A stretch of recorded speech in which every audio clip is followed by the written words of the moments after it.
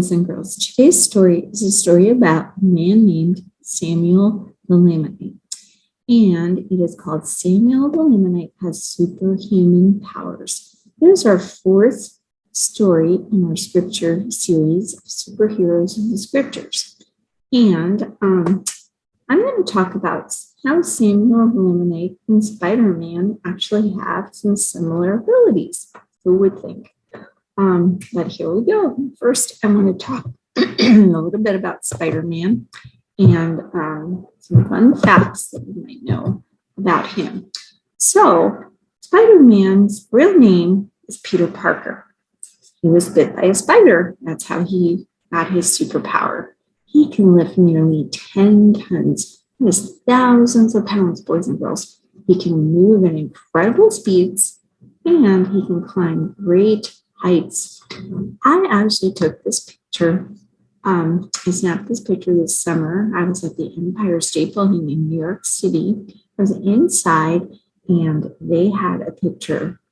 This was the picture of Spider-Man because he apparently has been in movies of the Empire State Building, and he climbs this big building. He has a special webbing, and he can grip.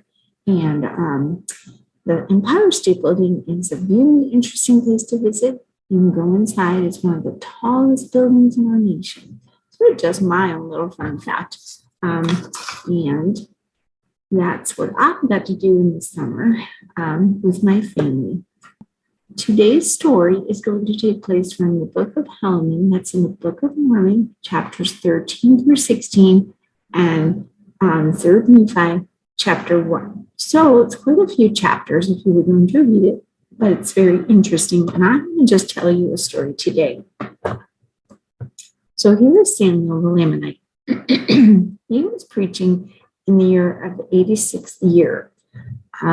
And he was talking to the people. Well, he had tried to preach to them before, and they had made him leave the city. They just didn't want to listen.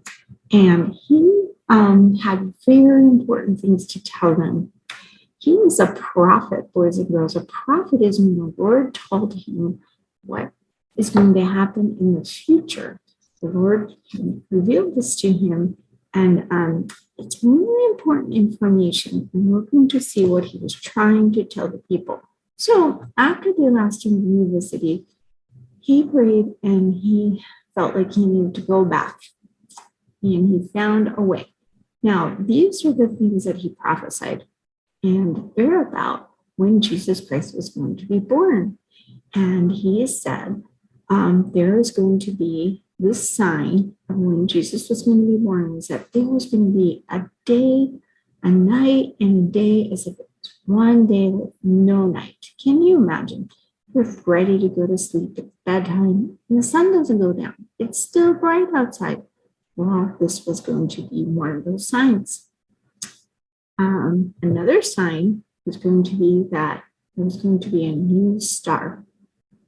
So he was trying to tell these people, these are the signs of when Christ was going to be born. He was going to say it's going to be in 5 years. Well, he also prophesied about when Jesus was going to die. And he said there was going to be great destruction. Destruction means when things are falling apart, like the mountains are tumbling, the earth is shaking, there's lightning. He was saying this is going to happen when Jesus dies. He also said there was going to be darkness at Jesus' death. Now, remember I told you that he went to the city and then asked him to leave, and he came back and he needed a different way to preach to them. So he climbed up on the wall. This is where he started to remind me of Spider-Man. He can climb up there, and he was preaching, and he was trying to tell them of all these things. And the people became very angry with him. And they threw stones at him, and they tried to capture him. Okay. And when the people saw that he couldn't be hit, they threw these things, they shot arrows at him, and the Lord gave him this superpower, boys and girls. They couldn't touch him. This reminds me of some of our other stories we heard about, like Samuel and Amalek, and how they wouldn't be touched. And then those people were, they were shocked. Well, in this story, here they are throwing these things at him, and he would not. He wasn't hit. And some of the people were repenting and knew that Samuel might have special power, and they actually wanted to be baptized. And not all the people. Even these people that started to believe went to Nephi. Nephi was a very righteous man. That means he obeyed, he listened, and they went to him to be baptized. That was good. But the other people that didn't believe, look at them. They're trying to climb that wall. They need a ladder. No, Samuel the Lamanite didn't need a ladder. They're trying to climb up there again, and they wanted to capture him because they thought that he wasn't telling the truth and they wanted him out of there. But remember, Samuel has a great power. And Samuel jumped down the wall and ran to his own country. And there's really not that much more written about him after this, except that he went over and preached to the Lamanites. Now, the Lamanites at this point were listening. They weren't always listening to the stories. And the Nephites were not listening. And so anyways, Samuel was preaching, and he was trying to give the good word.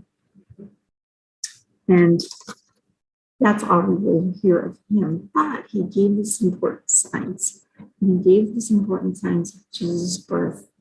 And that's what we need to now see what happens. Remember, he said it was going to happen in 5 years.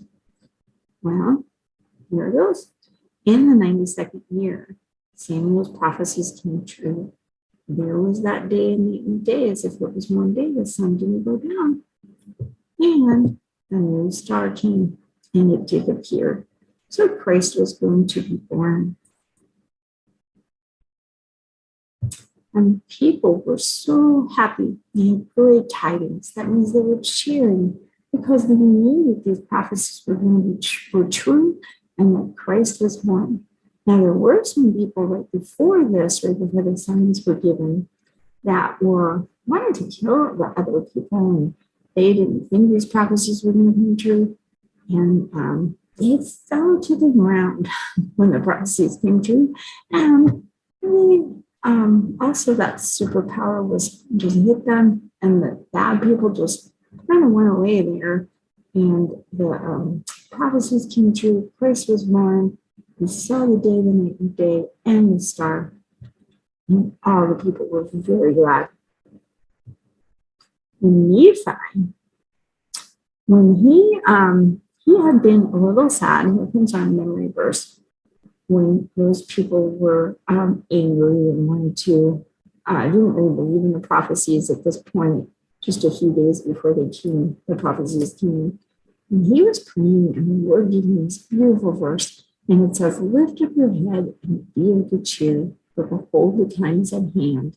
And on this night shall the sign be given, and on the morrow come I unto the Lord. This song reminds me of Be of Good Cheer in our Songs of Zion. It's a beautiful song. You might know that song. You might sing it at church. If you don't remember it, ask with me about it. It's a beautiful song, especially at Christmas time. And it was cheering up Nephi because he was sad when there were those individuals that did not believe.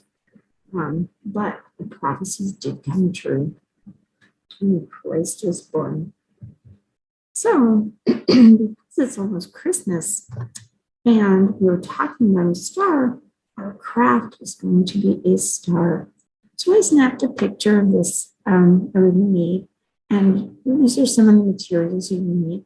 You need at least 5 red craft sticks. If you want to be creative and get 5 green craft sticks, you can use all the same color. You could even use brown and paint them. And get some ribbon or twine and some glue. So let me show you what I have. Okay, so this is the star that I have made. I had bought little package of craft sticks at the dollar store, my favorite place. And I had some twine. This is twine. I had this from some gift wrap.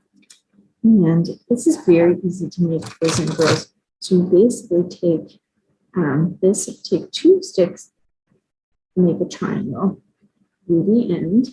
And you just start overlapping. So you overlap one stick this way. When you start with this one stick this way, you glue it this one across, and then you glue this one across, and then you have your 5 points.